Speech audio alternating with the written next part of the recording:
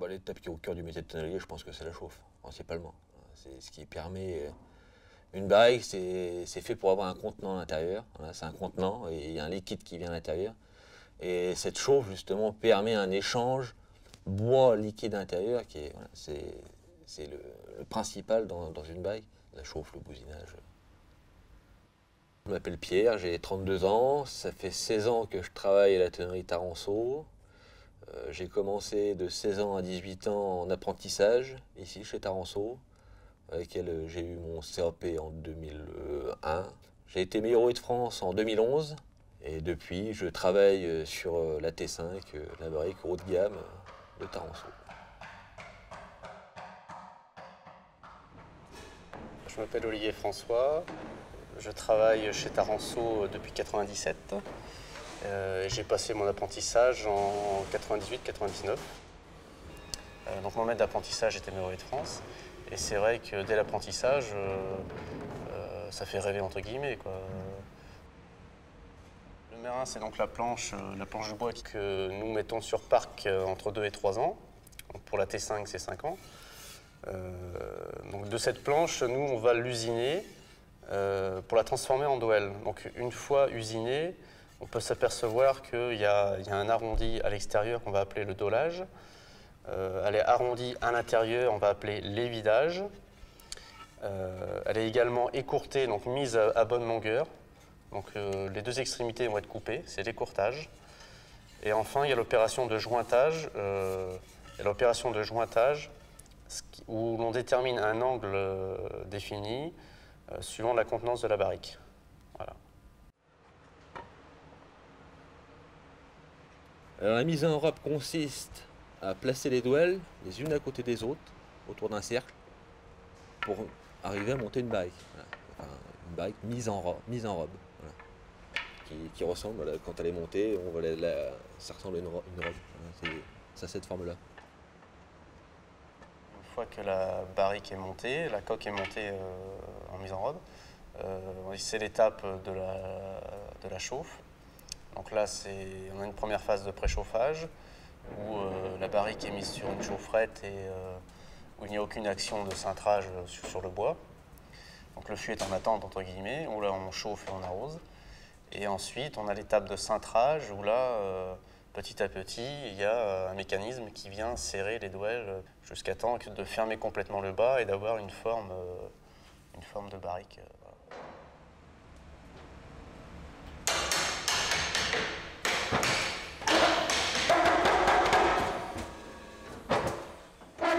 Aussi, fin du cintrage, aussitôt on met au bousinage, donc le toast.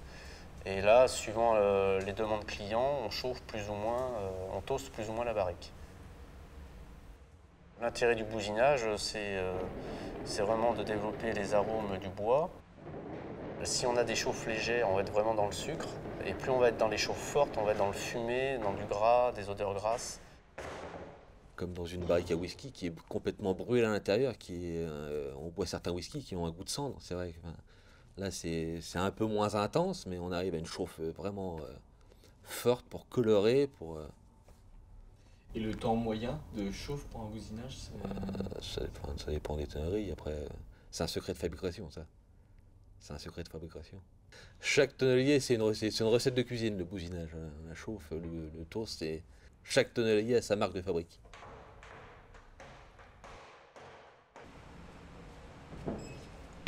Donc l'arognage intervient après le bousinage, après la chauffe de la barrique. Donc la barrique à froid est resserrée, parce qu'évidemment le bois se rétracte, donc il faut resserrer la barrique, et on l'envoie maintenant c'est dans une machine qui réalise plusieurs étapes importantes dans la barrique. Donc, l'écourtage, on vient mettre les douelles tout au même niveau. On va parler d'un chanfrein, d'un padasse et d'un jable. Le jable sert à mettre le fond à l'intérieur. Donc on met une pâte dans le jable de la barrique. Donc à ce niveau-là, on met une pâte qui est composée simplement de farine et d'eau. Pareil pour assurer une étanchéité. Et on vient desserrer le bout de la barrique, ce qui nous permet d'insérer le fond et de le mettre dans le jable. Et une fois que le fond est dans le jable, on vient resserrer tout doucement la barrique. Voilà.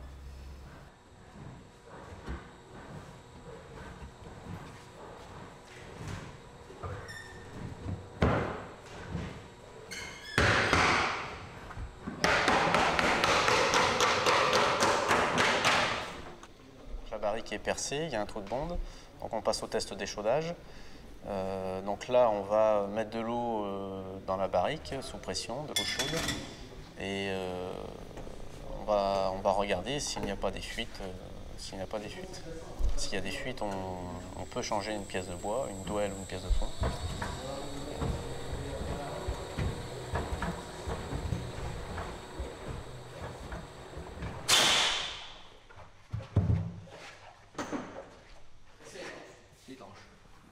Après l'échaudage, on va passer à la finition. La finition, c'est ni plus ni moins qu'un ponçage complet de la barrique pour la rendre blanche. Voilà, on va parler de couleur blanche. Il faut savoir, pour la T5, on a une finition qui est plus poussée qu'une barrique standard, entre guillemets. On a une finition manuelle où là, on vient vraiment poncer manuellement et enlever tout ce qui est défaut esthétique voilà, ou autre. Les cercles de bois servent pour limiter les petits insectes à l'intérieur du bois de chêne. Le bois de châtaignier étant plus tendre, les insectes préfèrent se mettre dans le châtaignier plutôt que dans le chêne.